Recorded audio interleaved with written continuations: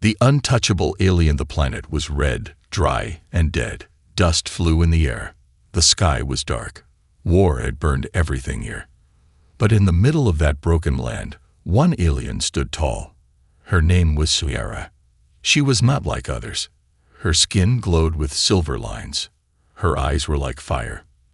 And no one, not even her own kind, could touch her. Anyone who tried turned into ash. Sierra was a weapon, trained from birth, built for war. They called her the untouchable.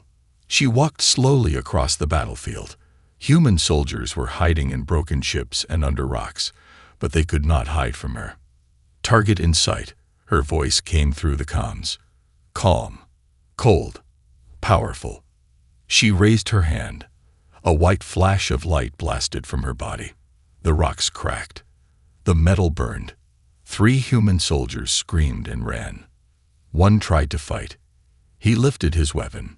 For Earth, he shouted, and ran toward her. Foolish. His hand touched her armor. He froze. A second later, his body caught fire and turned into smoke.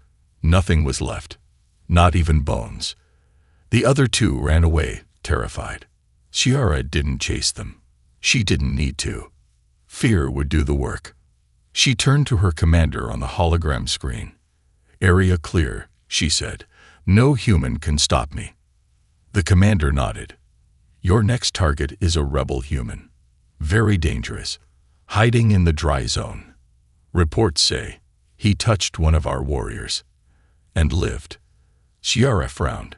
"Impossible." "We thought so too," the commander said. "But he did it. Find him. End him." The screen vanished. Sierra stood still for a moment. She had been told all her life. No one could survive her touch. Her skin was death. Her power was perfect. Was that a lie? She walked for hours. The dry zone was worse than the battlefield. Sandstorms roared. Nothing grew here, but the human was said to live somewhere in this dust. She reached a broken shelter, half buried in sand. It looked abandoned. But then she heard a voice. "You came fast," it said. Sierra turned. A human stood on a small hill, alone, unarmed, wearing a simple brown coat, dust on his face, calm eyes. He looked normal, too normal. "Are you the rebel?" Sierra asked. "I have a name," he said. "It's Rael." "You're the one who touched our warrior?" she asked. He smiled. "I did." "How?" she asked. "Because your power is not what you think," he said. "You're not cursed. You were lied to." She narrowed her eyes. Enough. She ran at him, fast like lightning. Her hand went straight for his chest. But before she could strike, he touched her face. Gently. His fingers brushed her cheek. She froze. Her heart skipped. Nothing happened. No fire. No pain. No death. Just his hand, warm and alive. She stumbled back, shocked. She looked at her skin. No burn. No smoke. Her power didn't work. What did you do?" she whispered. "Nothing," he said. "I just showed you the truth." "How is this possible?" she asked. Her voice shook. "Your skin is not death," he said softly. "The Empire made you think it was." "No, that's a lie. I've seen people burn. Because they wanted you to be alone, afraid, controlled." Sierra fell to her knees. Her mind was spinning. Everything she believed, everything she was taught, was breaking. Rael walked closer. She didn't stop him. For the first time in her life, someone stood next to her, not as an enemy, not in fear, just a human. A strange, fearless human. "Who are you really?" she asked. "I'm the one they tried to erase," he said. "But I survived. And now, I'm here to help you remember who you are." She looked into his eyes. They were not cold like hers. They were full of pain and truth. For the first time ever, she didn't feel like a weapon. She felt like a person. "Why didn't I burn?" The wind was cold that morning. For the first time in her life, Sierra felt it, truly felt it. A breeze touched her cheek, and nothing burned. Nothing screamed inside her veins. No fire shot from her skin. Her hands were still. Her heart, not so much. She stood near a broken metal wall, staring at her own fingers. They looked normal, soft, human-like, not deadly. And he, Rael, stood just a few steps away, arms crossed, watching her. "How did you do it?" she asked again, voice low, unsure. "Why didn't you burn?" "Because there was nothing to burn," Rael replied gently. "It was never you, Sierra. It was something they put inside you." She didn't speak, didn't breathe for a moment. "You're lying," she said finally, almost a whisper. "No," he said. "I'm setting you free." She looked away, anger boiling in her chest. "No one touches me. No one survives. You're playing some kind of trick." Rael stepped forward. Sierra flinched. But again, nothing happened. His hand slowly reached out and rested on her shoulder. Warm, calm, alive. She didn't move, didn't stop him. Her heart raced. For 20 years, she had lived in isolation. Even her own people never touched her.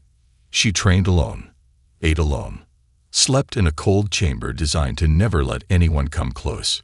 The Empire told her, "You are chosen. Your skin is a weapon.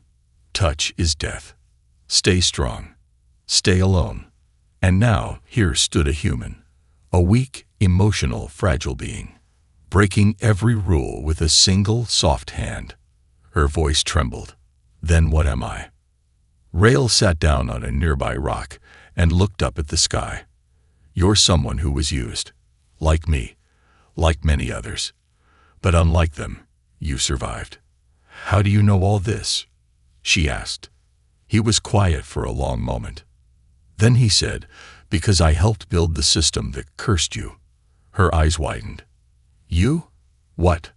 Rael nodded, pain in his face. "I was young, a galactic engineer. Brilliant, they said. I helped design the skin implants, the ones that turn your body into a burning field of plasma. I didn't know they were testing them on children. Until it was too late." Rage returned in her throat like fire. "You did this to me." "No," he said. "But I didn't stop it either. Not fast enough." She wanted to strike him. Her hand twitched. But she didn't. Instead, she asked, "Why are you helping me now?" Rael smiled sadly. "Because you remind me of her." "Her?" He nodded. "One of the test subjects. A girl. Small, brave. She cried every night. But when I tried to help her, she looked at me and said, 'I'm not weak. I'm fire.'" "What happened to her?" Rael looked at the ground. "I thought she died. The record said she did." Sierra's heart beat faster. "But I'm starting to think she didn't." She felt a strange pressure in her chest. "You think that girl was me?" Rael nodded slowly. "I'm sure of it." She turned away. Her mind was spinning. Images flashed. White labs, cold metal beds, voices yelling. Pain, heat, fear, then silence. Was that her memory? Or something else? Sierra grabbed her arm and looked at it closely. There, just under the skin, was a thin silver line. A small device, barely visible. Always there. Always humming. She had never questioned it. "That's the core implant," Rael said. "The reason no one could touch you. It creates a field, deadly to others. But it's not part of you. It's a cage." She stared at it, breathing heavily. Rael stood beside her. "I can help remove it." "If you do," she said, "will I die?" "Maybe," he said honestly. "But maybe you'll finally live." She looked at her hand again, still warm, still touched by him. For the first time, she wanted more than war, more than fear. She nodded once. Rael opened a small pouch and took out a thin tool, old, scratched, human-made. "This will hurt," he said. "Good," she whispered. He pressed it against the silver line. A sharp sting ran through her body. She gasped. Pain, real pain, burned through her skin. Not the kind she gave to others, but the kind she could finally feel. Tears touched her eyes. "Keep going," she said through her teeth. The tool sparked, the implant sizzled. Her body shook. And then, silence. A small black chip fell into the sand. The implant was out. Sierra collapsed to her knees. She looked up. Rael smiled. "You're free." She reached for his hand, held it.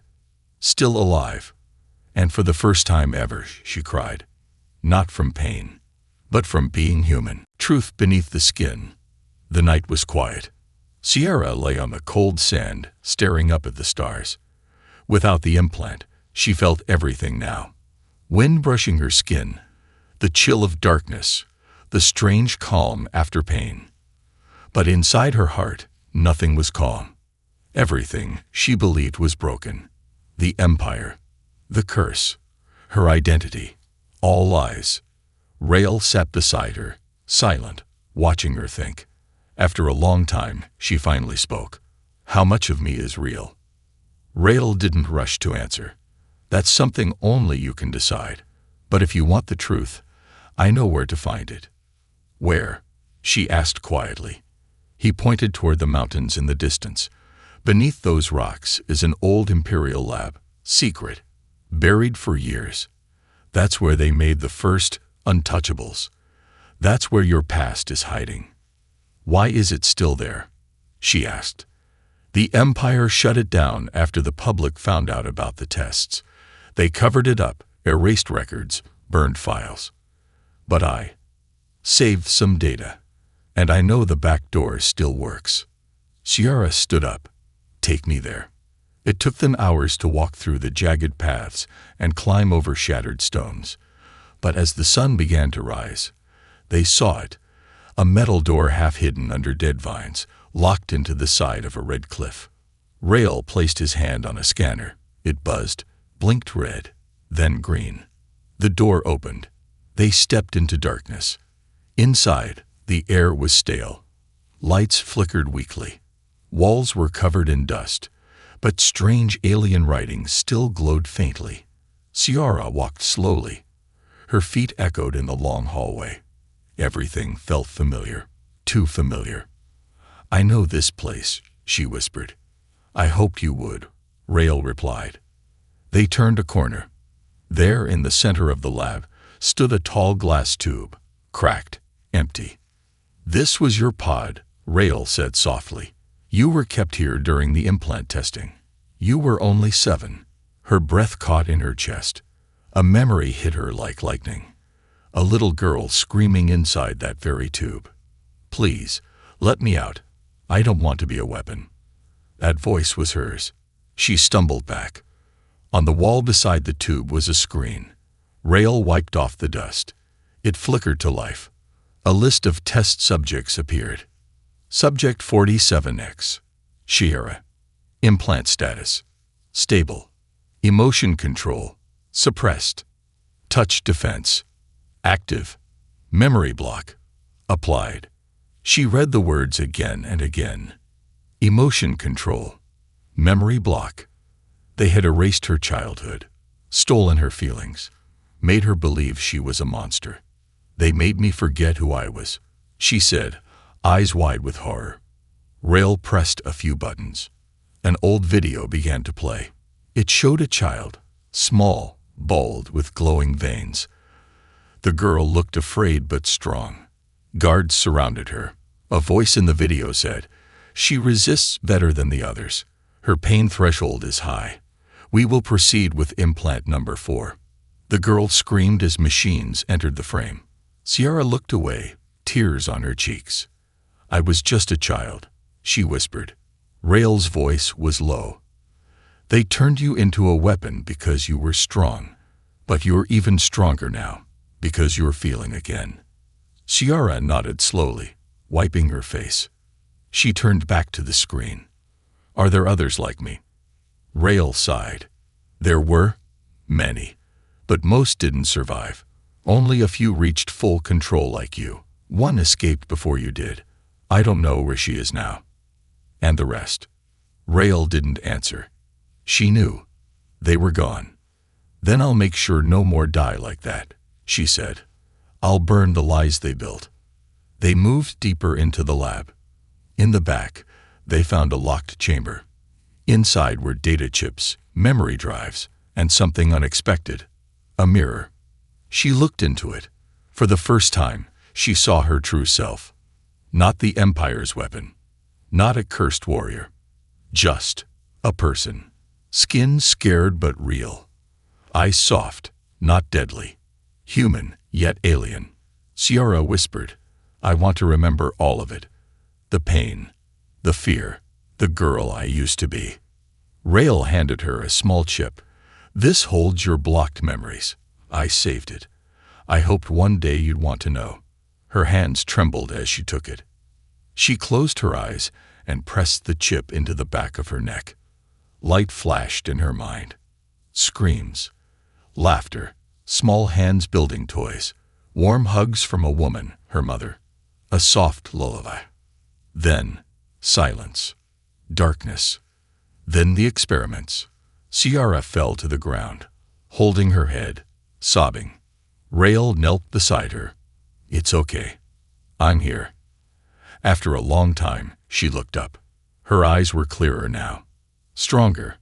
They made me forget, but they didn't destroy me, she said. No, Rael said. They didn't. She stood slowly. Then it's time I show them that the untouchable can finally touch back. The human betrayal. The sun had almost disappeared behind the red cliffs when Ciara and Rael stepped out of the old lab.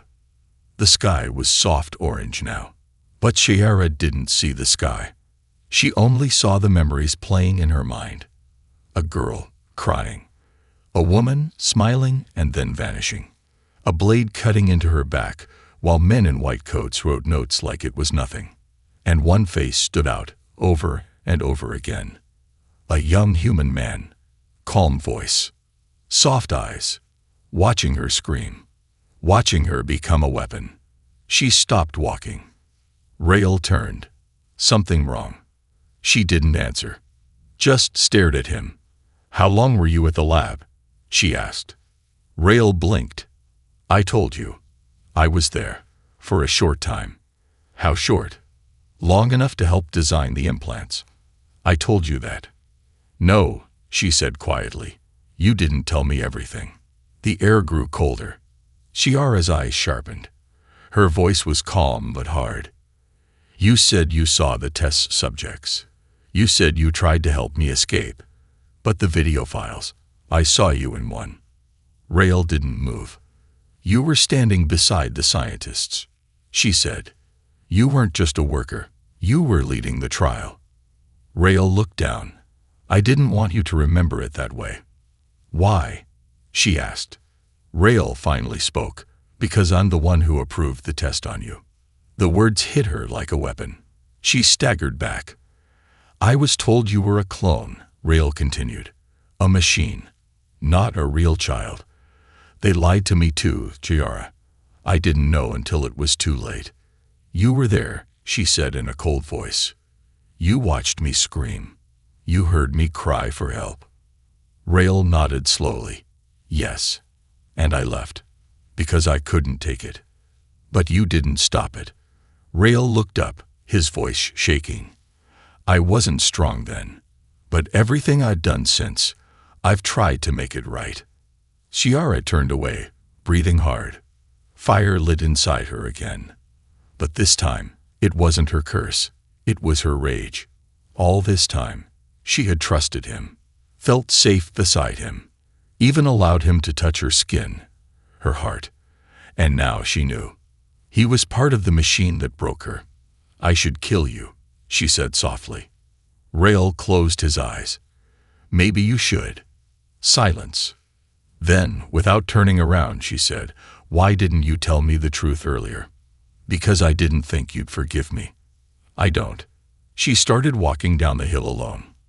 Rael didn't follow. That night, Sierra built a fire under a large stone tree, far from Rael. She sat in silence, her back to the flame. Her fingers touched the scar on her neck, where the implant had once lived. The memory chip had shown her everything. But there was one file she hadn't opened yet, one with Rael's name on it. Her fingers hovered over the drive. A part of her didn't want to know more. But another part, the warrior part, needed the truth. She opened the file. A video began. It was Rael. Younger, thinner, standing in a lab, recording himself. Entry log 227, his voice said. Subject 47X was selected for final phase. She still smiles at me when I bring her food. Today she asked if I was her friend. I couldn't answer. He looked down in shame. I approved the next implant. I told myself it was safe. I told myself she wouldn't feel it. But when she screamed, I realized everything was a lie. I tried to pull the plug. The guards stopped me. They said she was not a person, just data.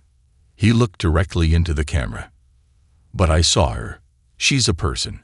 She's more than that. She's light. And I helped destroy it. His voice broke. I swear, if she ever survives, I will protect her, even if she never forgives me. The video ended. Sierra stared into the fire, tears silently falling. In the morning, she walked back toward the spot where she had left Rael. He was still there, awake, waiting. Why didn't you leave? She asked. I wanted to, he said, but if you were coming to kill me, I figured you deserved the chance. She stepped closer, stood in front of him, her face unreadable. And then, she sat beside him. He blinked. I hate what you did, she said, but I don't hate who you are now. He stayed quiet. You were a coward, she said. I know, but you're not anymore. Rael looked at her. For a long time, nothing was said. Then she asked, what now? Rael looked toward the mountains. The Empire will come for you. They'll want their weapon back, or they'll want to erase you. Let them try, she said, but they won't find the same girl. No, he said, they'll find the one who remembers. She stood and reached out her hand. He took it. Their fingers touched. No fire, no fear, just truth, burning the lie. The sky turned gray.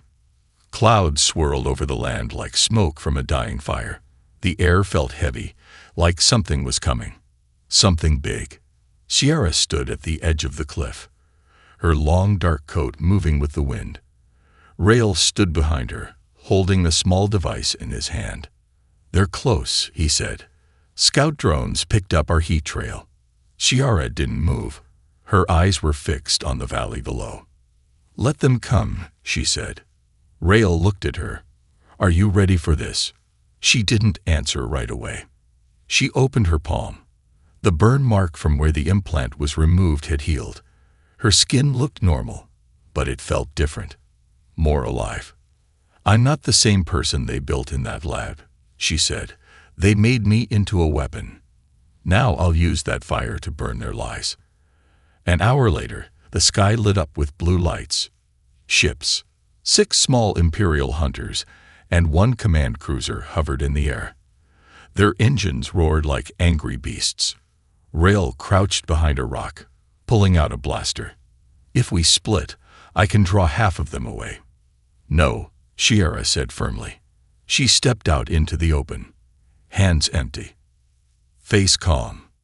The Imperial loudspeaker roared.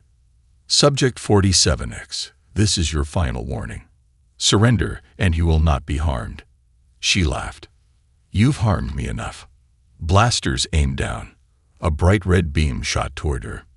And just before it hit, she raised her hand. No implant, no tech, just instinct. The beam slowed, then stopped. It shimmered like a bubble in the air. Rael's eyes widened. How? Sierra clenched her fist. The beam exploded in midair. She looked at her hand. It wasn't the machine, she whispered. It was always me. Another blast came. She raised both arms. The air cracked. The energy bent, twisted, and bounced back toward the ships. One Imperial hunter was hit directly. Boom! It spun out of the sky and crashed into the canyon. The rest began to scatter. Rail ran up beside her, eyes full of shock. "That's not science," he said. "No," she said. "It's something more." "It's you," he added. Shiara and Rail moved quickly after the fight. They knew the Empire would send more. But now something had changed inside her. For years, she thought her power came from the implant. But now, without it, her abilities were stronger, wilder, more natural. She felt everything: pain, heat, cold, sadness, joy. And she liked it. They reached an abandoned outpost. It was once a rebel base, now just walls and ashes. Sierra touched a broken symbol on the wall, a circle around two hands joined together. "This was their dream," she said. "Humans and aliens, side by side." Rail nodded. "The Empire crushed it. Then we rebuild it." She turned to him. "We can't do this alone. I need others. People who've been hurt like me." Rail smiled. "I know someone who can help." 3 days later, they stood in a small cave with a hidden entrance. Inside were 7 people, different species. Some looked afraid. Some looked angry. One had glowing scars on her arms. "You said she was dead," one whispered to Rail. "She was," he replied. "But now she's more alive than any of us." Shiara stepped forward. "I'm not here to lead an army," she said. "I'm here to start a fire." They listened. They took our names, our feelings, our touch. They turned us into tools. Now we take it all back. "How?"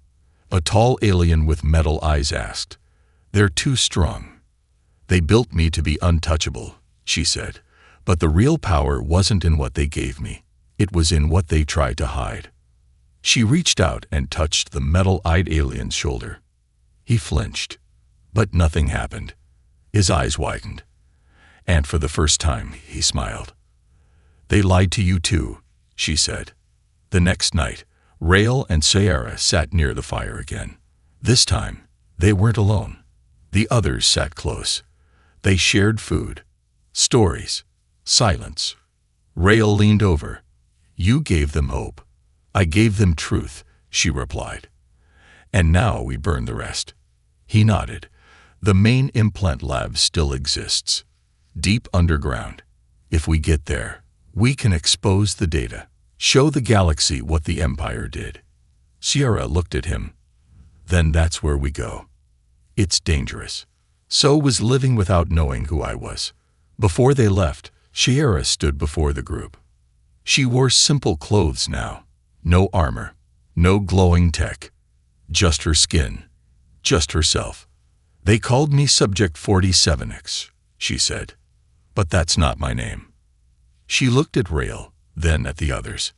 "My name is Shiara, and I am not a weapon anymore." Everyone stood with her.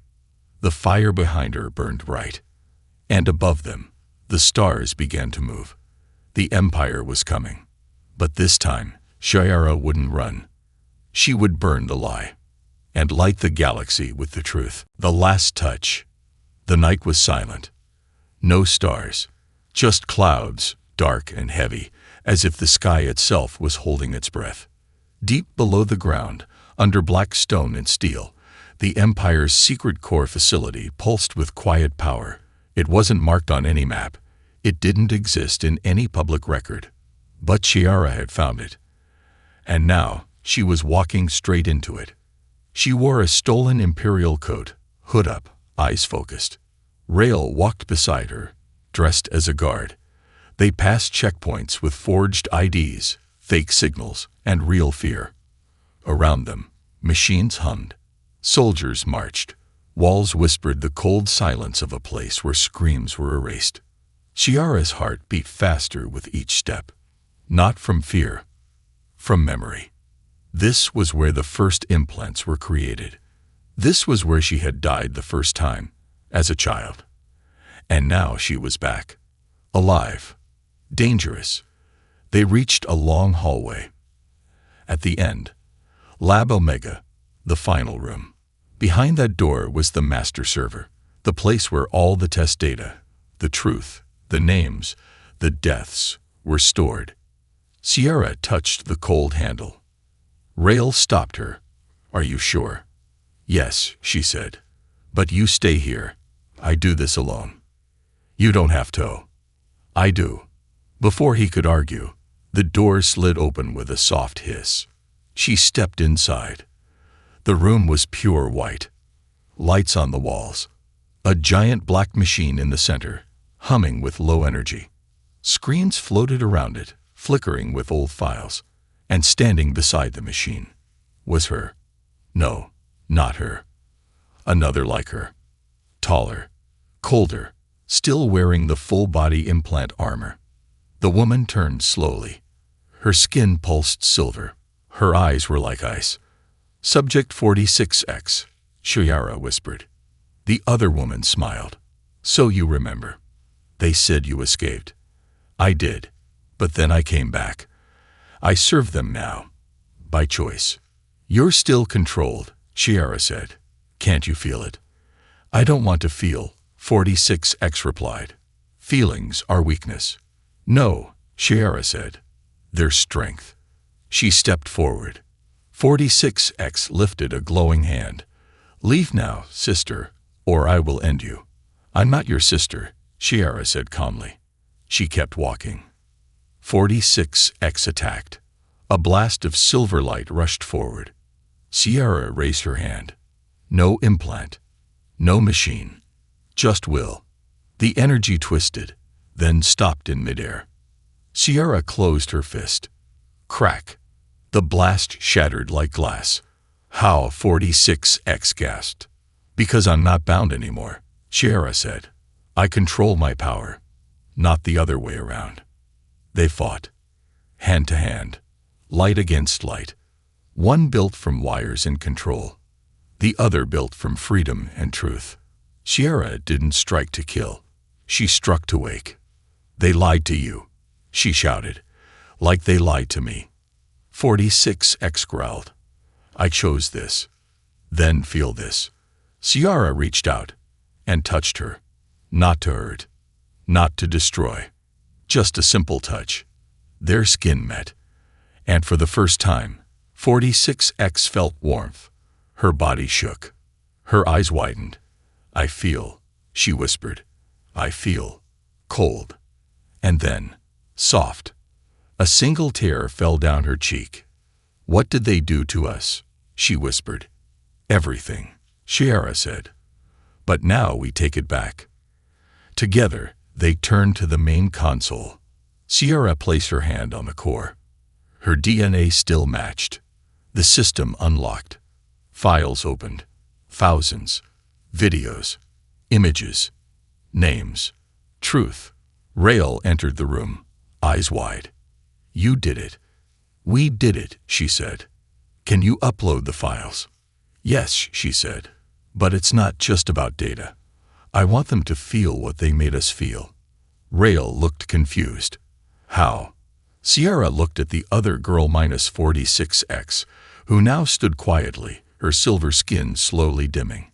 "Help me," she said to her, "just once more." Together, they placed both hands on the console. Their energy fused, and the machine began to shake. "What are you doing?" Rail shouted. "I'm sending it to every screen, every world, every soldier, every family who lost someone to their lies." The power surged. Light exploded. The entire base trembled. Guards rushed in, but stopped cold as the air grew electric. Screens all over the galaxy lit up with video of the truth. Children crying in labs. Soldiers burned in silence. Sierra's voice, calm and strong, saying, "We were never your weapons. We are your future." The blast stopped. Sierra fell to her knees. Rail ran to her. "Are you okay?" She nodded slowly. "Just tired. But it's done." 46X stood behind them, silent. Her face changed now. Softer. Real. "Thank you," she said, "for the last touch." Outside, the world had changed. The sky seemed brighter. Messages flooded the galaxy. People protested. Soldiers threw down their guns. Scientists deleted implant files. Survivors spoke. The Empire began to crack. Not from war, but from truth. Shiara and Rael walked into the open air. Wind touched her cheek. She smiled. Rael looked at her. "You started something big." She nodded. "Now we finish it." He smiled. "Together. Always." She reached out and held his hand. No fire. Just warmth. Shatter the Empire. The galaxy did not sleep that night. Across distant planets, on giant screens in crowded cities, in dusty farms and cold bunkers, the truth played on a loop. The Empire's darkest secret. The children. The pain. The implants. The lie. People stared in silence. Some cried. Some screamed. Some finally believed what they had feared for years. Sierra stood in the middle of a refugee camp built near the rebel mountains. She was surrounded by survivors, humans and aliens, broken and brave. They were watching her now, but not like they watched a weapon. They watched a leader. A little alien girl walked up to her. No more than 5 years old. Her skin glowed faintly, like Sierra's had once done. She looked scared, curious. "Are you the one who can be touched?" she asked in a tiny voice. Sierra knelt down and smiled gently. "Yes," she said, "and so can you." She opened her arms. The girl stepped forward slowly, then hugged her tight. For a moment, no one breathed. No fire. No fear. Just warmth. The camp erupted into quiet tears and soft smiles. The Empire didn't stay silent for long. Their towers began broadcasting messages of denial. The footage is fake. The rebels are criminals. The untouchable was never real. But it was too late. Shiara's image had already reached every corner of the stars. People painted her face on walls. They lit fires in the shape of her symbol. They whispered her name like a promise. Sierra. Hope. Touch. Truth. Rael sat with her in a small tent that night. Maps were spread across the table. Lights blinked, showing rebel fleets forming across systems. "We've got 5 major colonies standing up," he said. "Even a few Empire commanders are switching sides." Shiara nodded. "They know the truth now. That's all we ever needed." Rael leaned closer. "You've changed everything." "No," she said. "We did." A soft alarm beeped. A message came in on the old communicator. It was from inside the Empire capital.